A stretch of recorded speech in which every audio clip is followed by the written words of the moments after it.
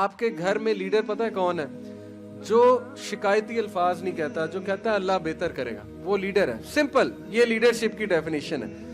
جو گھبراتا ہے تو اللہ کے سامنے گھبراتا ہے. آپ کو کیا لگتا ہے نبی صلی اللہ علیہ وسلم روتے نہیں تھے؟ اللہ کے نبی جو ہے وہ کوئی اپنی وہ شو نہیں کرتے تھے, اپنے گریف کو, اپنے غم کو بالکل کرتے تھے, لیکن لوگوں کے سامنے نہیں.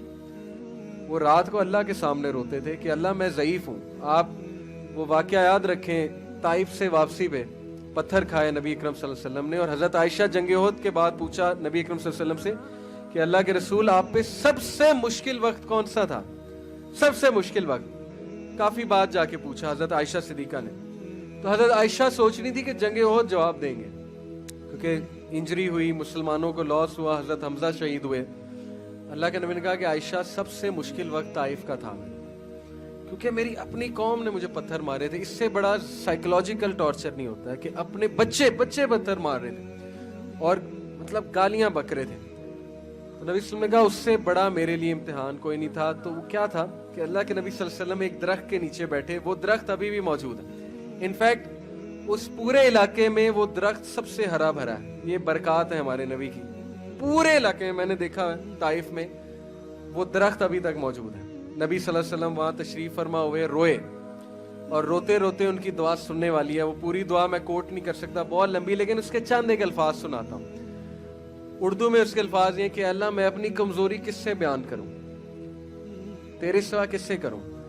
میں ان لوگوں کے آگے جو ہے وہ بے بس کر دیا ان لوگوں نے مجھے. الفاظ ہیں اس دعا کے, اور میرے دشمن مجھ پہ حاوی ہو رہے ہیں, تو اللہ میں کس سے شکایت کروں.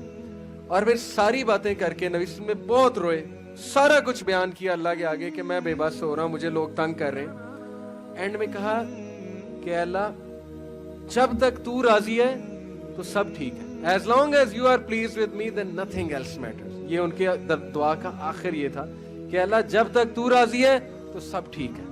امیجن کریں کیتھارسس کیا, اللہ کو سب سنا دیا, اسٹرینتھ پکڑی, اس کے بعد کہا کہ اللہ جب تک تو میرے پاس ہے, جب تک تو راضی ہے, سب ٹھیک ہے.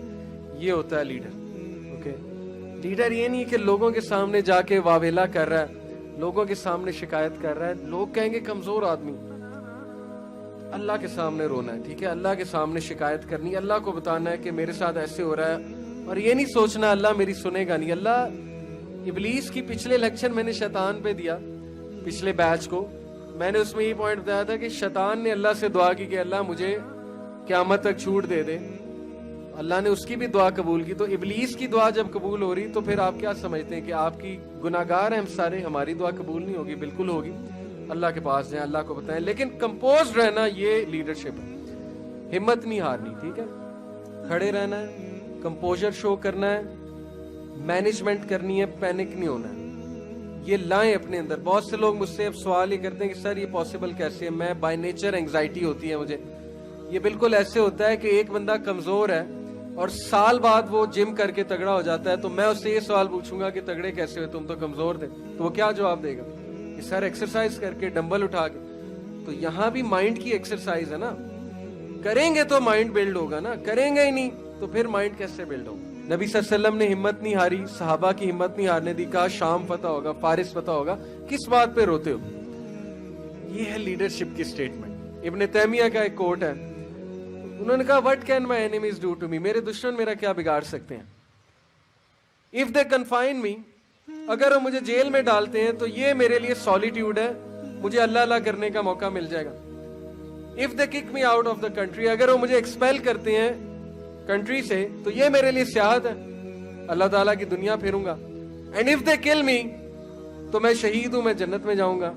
تو what can my enemies do to me, میرے دشمن میرا کیا کر سکتے ہیں. جدھر میں جاتا ہوں میں اپنی جنت ساتھ لے جاتا ہوں. یہ لیڈر کی سٹیٹمنٹ. ایسی قوم کو کوئی نہیں ہرا سکتا جو اپنی جنت ساتھ لیے پھرتے ہیں, جو اللہ کو ساتھ لیے پھرتے ہیں, اس کو کون شکست دے سکتا؟ کوئی بھی نہیں.